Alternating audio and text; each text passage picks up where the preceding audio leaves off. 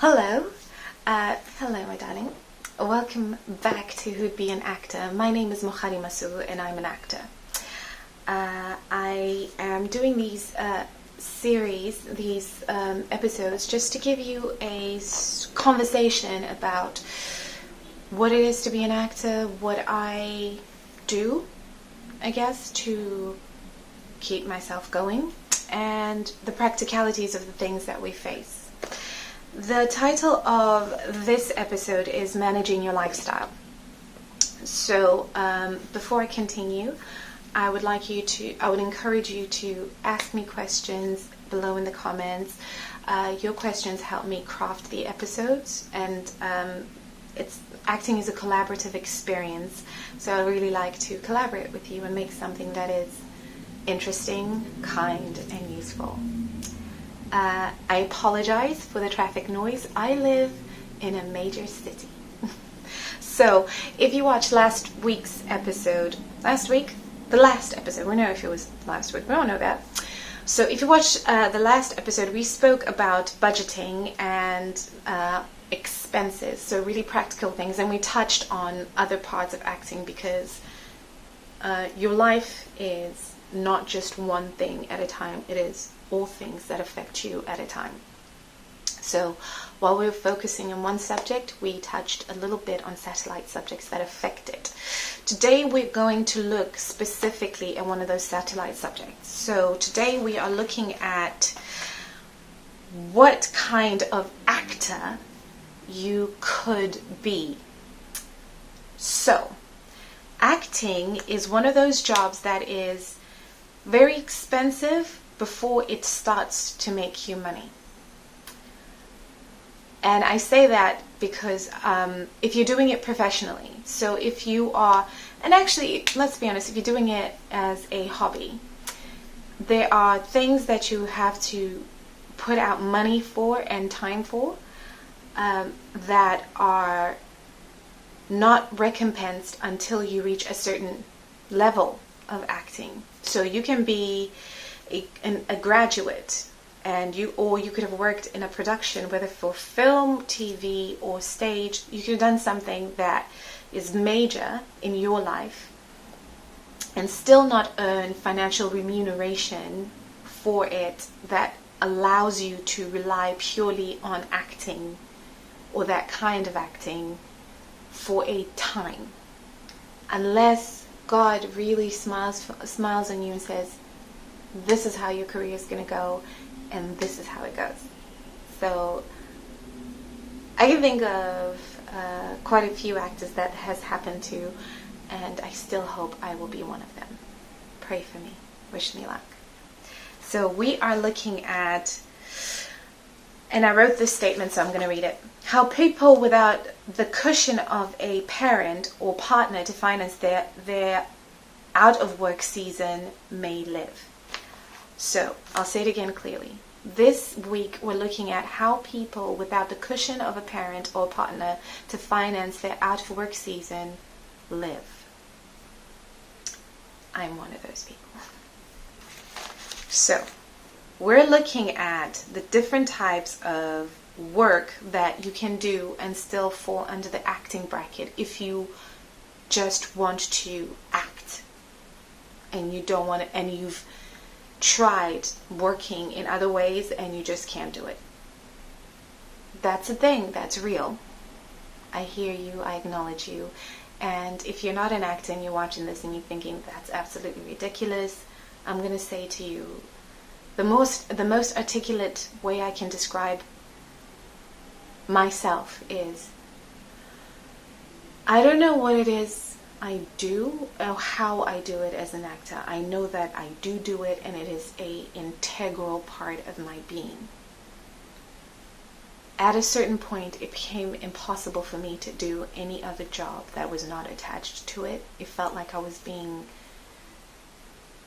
and this sounds dramatic, violated. It felt like I was dying if I was working in another job that's not focused on getting to what I want to get to. That is me. Not everyone, not every actor is like that. That's me. And in respect of the honor you have to do any work that you do with, because people are paying you for it.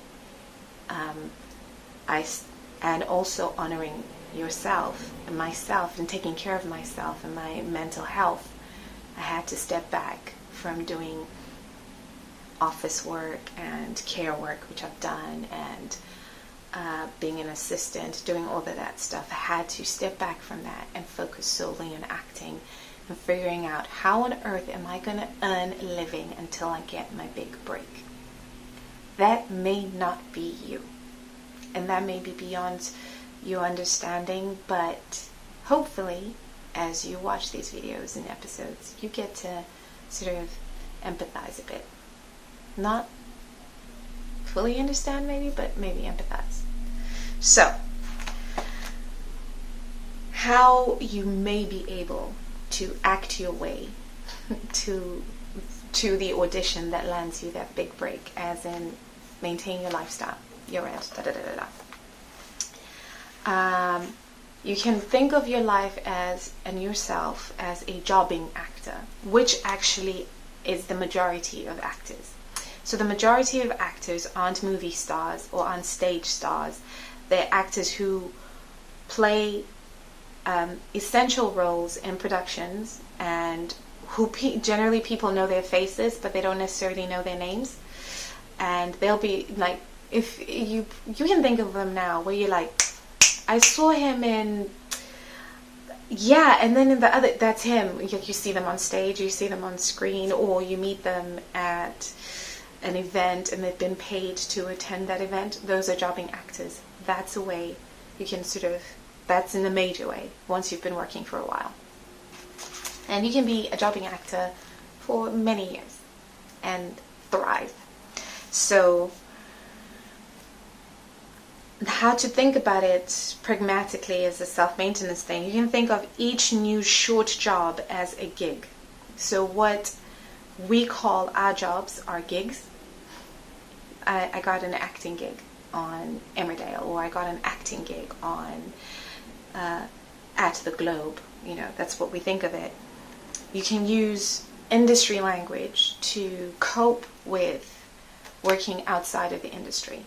So that's sort of like a tricking your brain into accepting what's happening to you at the time in order for you to give the people that you are working with and for the best. So for instance, if you are working as a sales clerk, you can think of it as a gig as a sales clerk and follow through with that. Do the acting exercises that we do in order for you to understand your role, what it is you do, and carry on with that. Now understand that you may not need to do that. You may be able to go from one job to another and disassociate yourself with that. I respect you so much for being able to do that. Other people can't. So please be kind and accept that they can't. You can view each job as research for a character. Now, before I started working as an actor, I watched a show where one of the characters was an actor, and they said that they work at a famous coffee brand was research for a job. And I remember watching that and laughing, but that was me not understanding how essential it is to tell yourself when you are searching for your dream, when you're pursuing your dream, that you are still in pursuit of your dream. So these are things you can do. You can call it a gig while you are waiting for your next gig. And you can call it research for a character and treat it as research for a character. So don't just say it's research for a character. Actually break down what it is you do, why you do it. Be really interested in the people that you meet, in the way that we are. Actors are so nosy. I catch myself staring far too openly at people because human beings are really fascinating. And you can work in fields that are connected to your art. So I'm looking at things like as an actor, you can break down a part of your training that is deficient or that you think you could boost and work in that field. So, for instance, no, actually, that's more you need to train up. That if you're actually, so for instance, if you know that you are not gregarious, like you know that you have difficulty being in groups and having conversations and being around strangers, and you know that that's partly what makes it difficult for you to land the job. So when we go for auditions, you feel that awkwardness and you know it's your shyness coming in the way of that. Work actively in jobs that encourage you to interact with strangers every single day. Be a bartender, be a waiter, work at a fast food place where there's constant flow of traffic. And when you do that, which is all very, very hard work, when you do that, in order for you to encourage yourself, view that as you actively, the training, the part of you that needs the work, that part of you that has difficulty interacting with strangers, that part of you that has difficulty unleashing your charisma so that you can chat with a stranger as if you're friends and not be too forward that you make them uncomfortable, and not be so impersonal that they feel that you don't like them or you're closed off, because no one wants an actor that's closed off. Acting is about reacting and interacting and collaborating, and we have to be open and receptive and giving and reactive. Another thing you can do is you can find work that speaks to your strong suits. So for an example, before I became an actor, was a dancer. I danced professionally and I had dance training. And I trained in specific skills that not necessarily everyone has, or that I could say that I'm much more confident in teaching than, say, the people that are already in the field. So I can make myself feel unique as I impart that knowledge. So I could be a dance teacher in a specific type of dance or specific series of dances, and impart that knowledge and parlay that into a way of earning and living, and reasonably assure myself that I'm still being an artist, because I am. If I have had formal training as an actor, I can certify that knowledge further if I need to, and teach acting classes in that job. So two famous types of actor training are the Meisner technique and Stanislavski technique. I'm mentioning them not necessarily because they're particularly my favorite or particularly not my favorite. They're just people who are not actors have heard people talk about these types of actor training. If you have trained in either one of those two, you can try and get certified in either one of those two, and then you can teach classes in either one of those two. Now with actor training, what I will say is there's so many people who claim to be teachers whom we've attended or you've attended their courses, and you know that they're not ready to teach. Teaching is completely different from training. It's completely different from learning. And you may be brilliant at absorbing knowledge and using it practically for yourself, but you may not necessarily be the best teacher for people to attend your classes. This is where you have to be honest and kind. If you are doing it specifically just so that you can make money, and that is your primary goal, to make money, you need to be honest about it, and you need to be kind to your students about it. You need to, whatever it is you choose to do, please be kind to other people. Be a human being. Other human beings are safe around. Okay? Another thing you can do is you can work for a role play company. We talked about this a little bit in my previous video. So role play companies are companies that hire actors to play roles. That's simple. It's that simple. And acting is role playing. But specifically, what role play companies do is they hire out the services of actors to work with medical schools, to work with marketing firms, to work with corporate entities, to do training in sexual harassment, in new technology. And I'm saying all this stuff not to say that you need to train in the ins and outs of technology or workplace policy and things like that. No.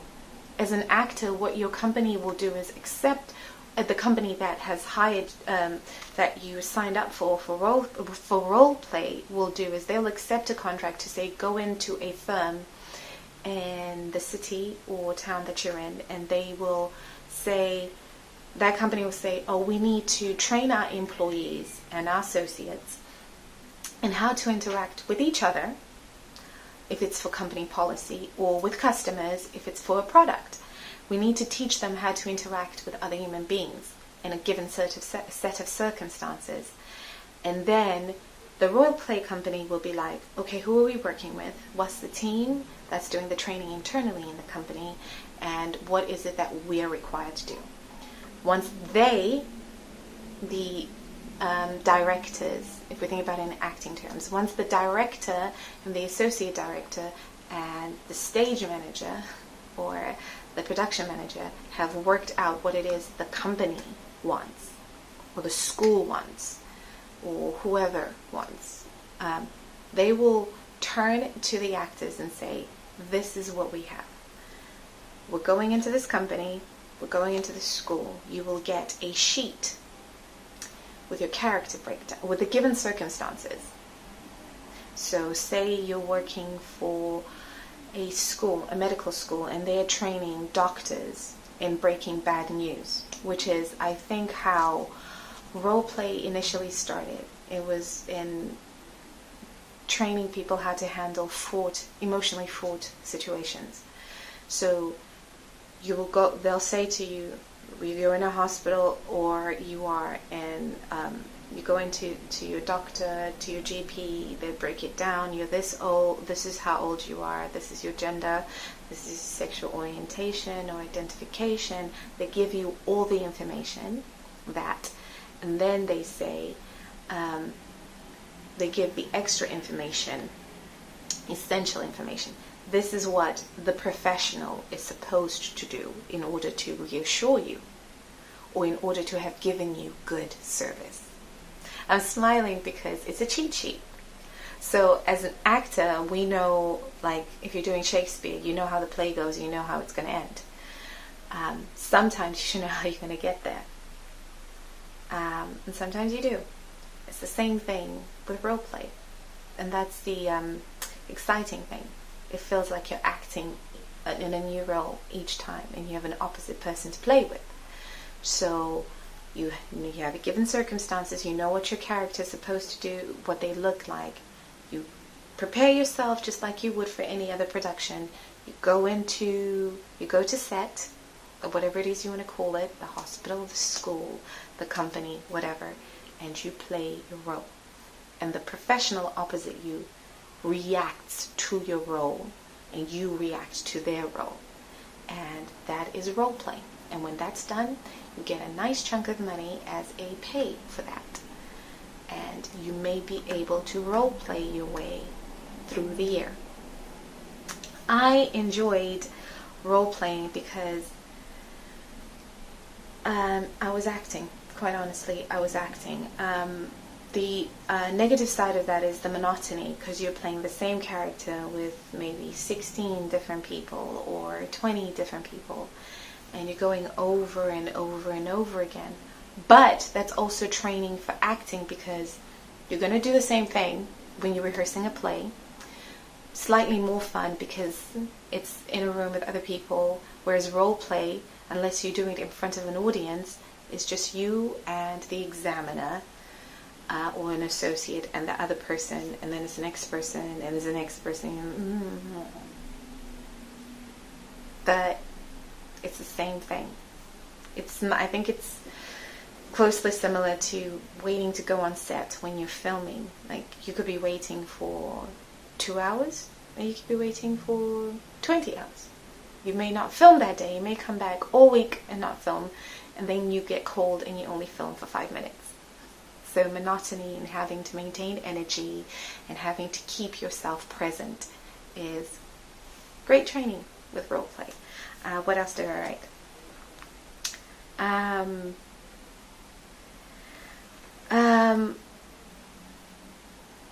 You can, and I admire, again, I'm going to repeat, I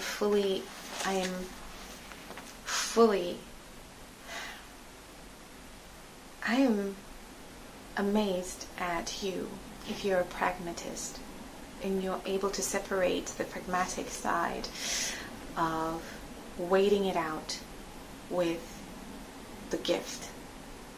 And I'm trying not to be all mystical about being an actor and what that is, and trying to think of it like as a muscle, as a thing.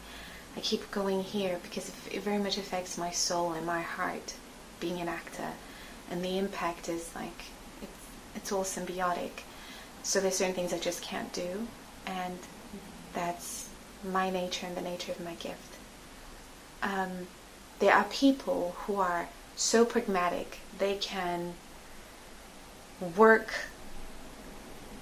8-hour days, 10-hour days in a field completely not associated with being an actor, and still be able to switch that off, do an audition, kick butt in that audition, still be sharp in the audition, still be clear, still be able to connect, be present, be not tired and drained, because this isn't a time capsule thing.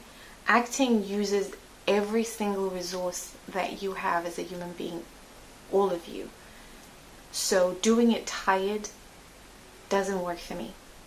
Whether you're emotionally tired, whether you're physically tired, whether you're psychologically tired, that affects the level of your performance, the clarity of your performance, and how your audience can connect with you. Which is why some actors literally cannot do other jobs that are not connected to acting. And that's not an indictment on us, and I'm putting myself in that box. That's just how that's how we're built. And then there's some actors who can do that, and these are pragmatists, and they can separate themselves for a time and come back. Their art has a different way of being fed. So all the other things that I mentioned are ways to feed your art. You can also, quite recently I discovered, you can work as a production assistant on a film set. That's paid. You can work as a runner, and those are really good because that helps you train. You see other jobs and roles in the industry and can train yourself up and get connections there, so that you're not just relying on acting as a means of earning a living. You can learn how to be a producer, work as a production assistant. You can work at a theater company in the props department, learning from the props people, like being a general dog's body and then working your way up. You can work in the field. There's so many jobs in the acting field that are just not necessarily acting, that allow you to earn a living even as you are chasing your dream. I encourage you to do that if you do not have a cushion, if you don't have a way of maintaining your lifestyle that does not involve you working outside of acting. There again, I will say to you, if you can think of other jobs that people can do in the industry that can help them maintain their art, to feed their art as they're working their way towards their goal of booking the gig and working non-stop for the rest of their lives as a successful actor, amen, please pop them into the comments. Again, don't forget to like, comment, share, and subscribe. I really appreciate it. Hit the bell icon so you can know when I upload new content. And I will say I'm working at curating a space that's kind and constantly a safe space for human beings to be around. So where I'm a safe human being for you to be around, and where you are a safe human place for me to be around. So please, in the comments, let's curate that. This was as pragmatic a look at this as me Mohadi, myself, can make. I hope you enjoyed it, and I look forward to being with you next time. In the meantime, and always, may God bless you. May He keep you. May He make His face to shine on you and be gracious to you. May He turn His entire countenance, His whole being, towards you. And may He give you peace. I love you. Take very good care of yourself. And I'll see you on the boards somewhere. Bye.